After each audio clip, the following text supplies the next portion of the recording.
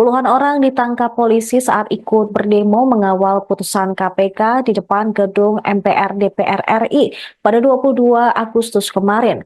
Anggota DPR fraksi PDIP, Adiana Pitupulu mengatakan sekitar 50 orang ditahan. Oleh sebab itu, dia pada Kamis malam menyambangi Polda Metro Jaya untuk memastikan berapa jumlah demonstran yang ditangkap polisi. Adian juga ingin memastikan keadaan mereka. Kehadirannya di Polda Metro Jaya bukan atas instruksi Ketua Umum PDIP, Megawati Soekarno Putri, tetapi spontanitas Adian sendiri. Dia ingin memastikan tidak ada tindak kekerasan yang dilakukan aparat saat penangkapan berlangsung.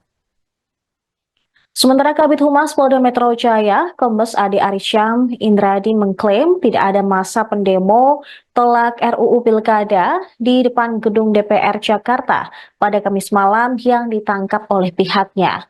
Ia mengklaim situasi dan kondisi saat ini pun sudah aman terkendali. Selain pendemo, jurnalis juga mendapatkan kekerasan saat mengawal masa aksi di depan gedung DPR. Aparat kepolisian diduga melakukan tindak kekerasan terhadap dua orang jurnalis Tempo berinisial M dan H. H dilaporkan mengalami tindak kekerasan saat merekam aksi penganiayaan yang dilakukan aparat terhadap seorang demonstran. Saat sedang merekam, tiba-tiba dirinya dihampiri oleh seorang yang mengaku sebagai petugas dengan pakaian bebas. Dia pun diminta untuk menghapus rekaman tersebut.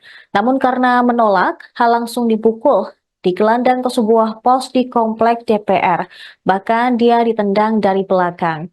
H dan M pun dilarikan ke rumah sakit akibat hal tersebut. Hal serupa juga dialami oleh jurnalis IDN Times. Petugas menantang jurnalis tersebut untuk berkelahi sembari membawa tameng. Beruntung saat itu ada seorang jurnalis lain yang berada di lokasi yang langsung menariknya dari gerombolan polisi. Ya, Bang, malam-malam ini ke Polda ngapain nih, Bang? Mau tahu jumlah yang ditangkap? Fungsi DPR itu kan pengawasan, salah satunya pengawasan pelaksanaan undang-undang, termasuk undang-undang kepolisian dan sebagainya gitu. Nanti saya mau memastikan bahwa tidak ada kekerasan, semua sesuai dengan prosedur seperti itu. Kalau info yang udah Bang dapat tadi kira-kira berapa orang?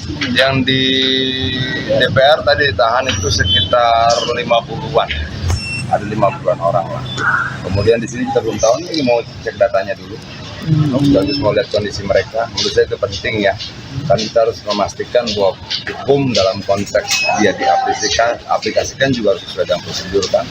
Tidak boleh ada kekerasan, proses tanya jawabnya. Kalau tidak memenuhi unsur, menurut saya ya harusnya dilepaskan. Itu.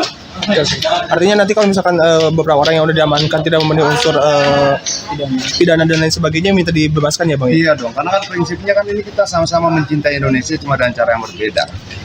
Cara mereka mencintai Indonesia adalah melakukan protes terhadap apa yang mereka yakini tidak adil, tidak benar, ada unsur kewenangan, dan mereka menyampaikan rasa cintanya dengan cara seperti itu, demonstrasi. Bang, berarti kesini atas instruksi Ibu Mega juga atau memang gimana? Spontanitas saya. Tadi lihat di jalan, terus dia ngobrol sama teman-teman, kita harus berbuat sesuatu nih, paling tidak kita harus lihat mereka. Tanya, kemudian apakah semua sesuai prosedur hukum atau tidak dan sebagainya, begitulah. Mengingat masa-masa sebelum juga gitu. Memori gue terpancing. Bang, ya. Kan juga di sosmed banyak tuh yang dapat tindak kekerasan. Iya. Nanti langkah Abang seperti apa nih? Kita kan tanya siapa korbannya segala macam, kan ada mekanisme hukum pra-peradilan, banyak sekali gitu. Download Tribun X sekarang, menghadirkan lokal menjadi Indonesia.